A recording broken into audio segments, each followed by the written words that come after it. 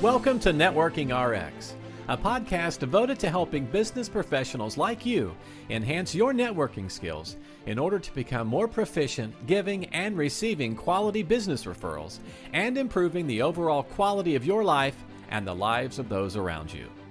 The Networking RX podcast is a production of AmSpirit Business Connections, an organization whose mission is to empower business success through networking. Welcome back yet again. This is becoming a habit, isn't it? Nevertheless, I'm Frank Agin, founder and president of AmSpirit Business Connections, and your host of this episode of the Networking RX. As I've shared, I enjoy using analogies to make points, and yes, these are analogies and not metaphors. I Googled the distinction, and that is for someone else's podcast.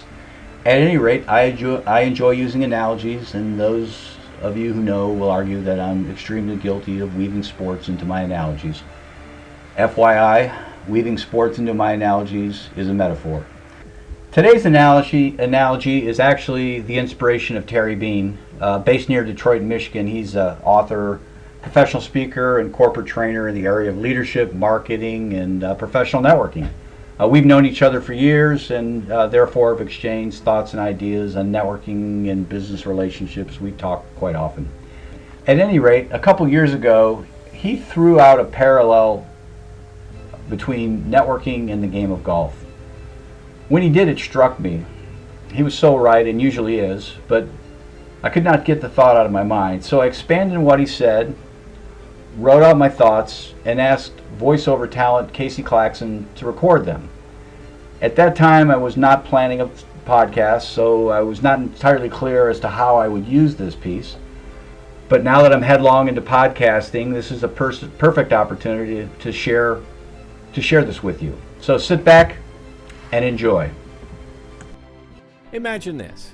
You're a reasonably decent golfer preparing to tee off from a 415-yard par 4 dog-leg right. Now, in case you're not a golfer, that's a pretty long shot and the hole isn't straight ahead. It's around the corner and out of sight. At that moment, what is a reasonable expectation for your first shot? Drop the ball in the cup? Probably not. Even the best golfers in the world wouldn't have that expectation.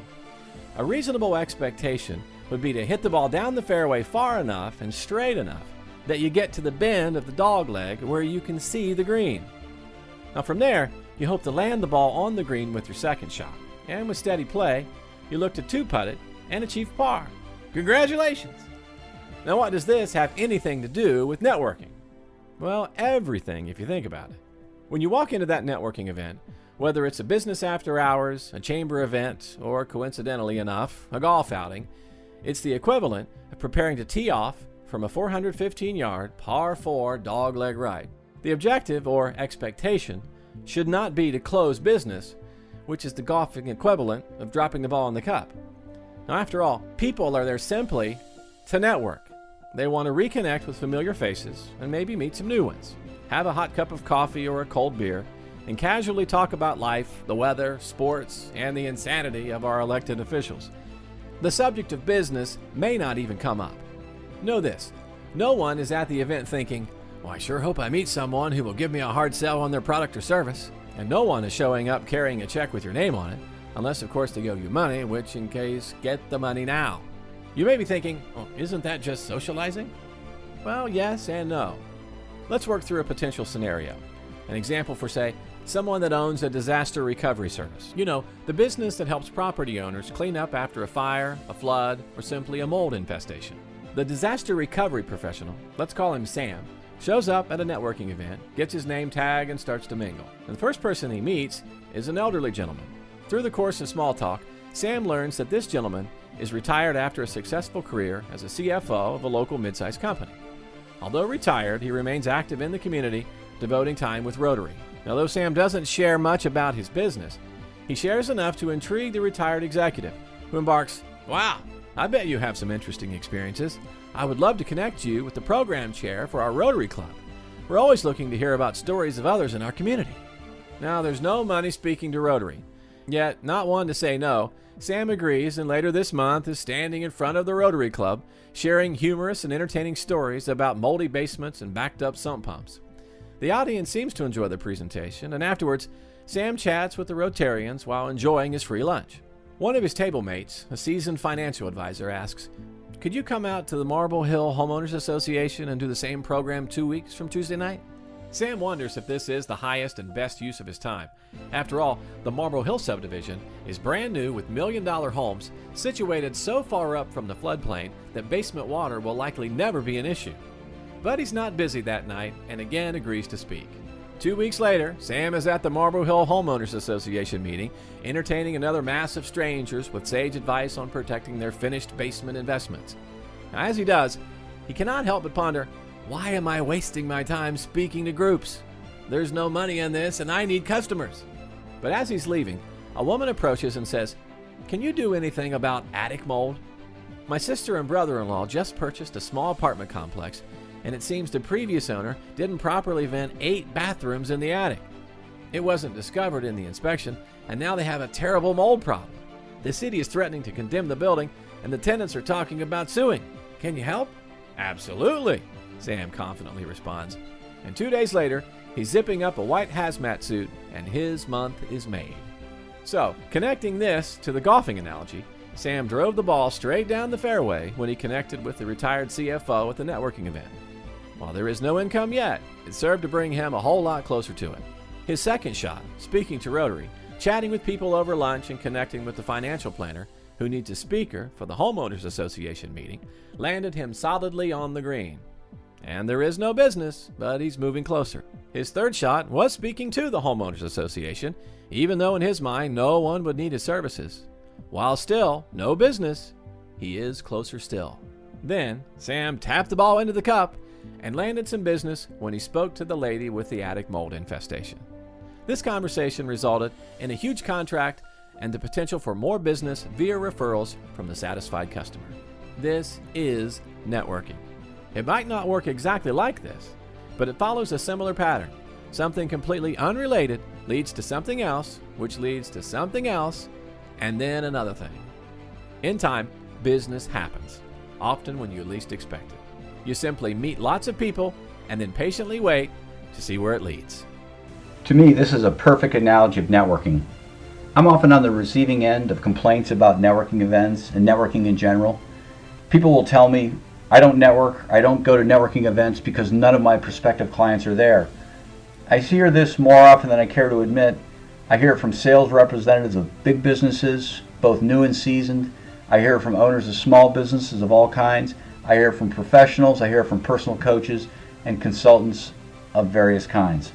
And so you would not believe how many times I work into these conversations the question, assuming you're a reasonably decent golfer preparing to tee off from a 415-yard par 4 dogleg right, what is a reasonable expectation for that first shot?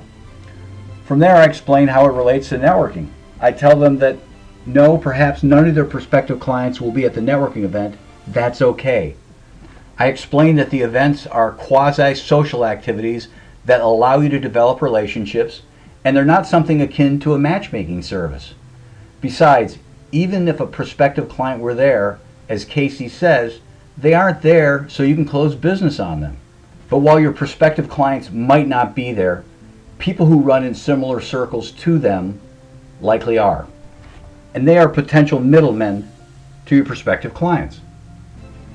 And because of that, you have an opportunity to connect to them, develop a relationship with them, and better position yourself to get referrals from them. Think about it. The point of this episode and the 415-yard par 4 dogleg right analogy is to simply to get you to change your mindset on what to expect from events. You shouldn't expect to win clients or close business simply by attending a networking event or activity. If it happens, great. That's icing on the cake. But don't expect it, and please, please, please don't press for it. And if you really, really, really need to make a sale, still don't press for it to happen. I mean, you can try, but people are not there to be sold. So in the end, you get to make an unsolicited pitch, but you'll end up with no business and poison the well for future opportunities. But if you play the event just as you would a 415-yard par 4 dogleg right, you'll position yourself for opportunities down the line. And the opportunities will come if you play it right.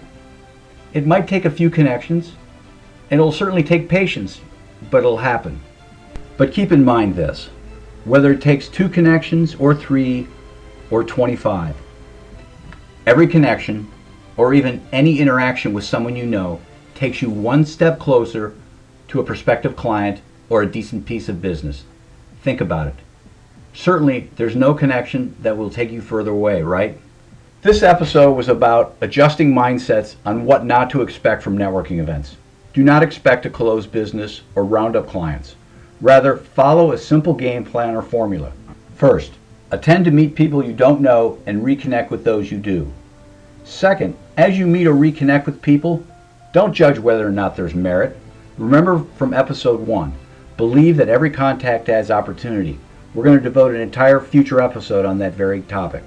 The third, and this is very important, take the time to get to know the people you meet, even if only briefly. And finally, patiently wait to see where it leads. Remember, networking works, but it might not work exactly when, how, or where you'd like it to work. Enough for today. Be well. As a reminder, AmSpirit Business Connections is looking to grow its team. We're looking to add franchisees to our system. What does this entail? AmSpirit Business Connection franchisees help entrepreneurs, sales representatives, and professionals in their area connect, exchange quality referrals, and become more successful.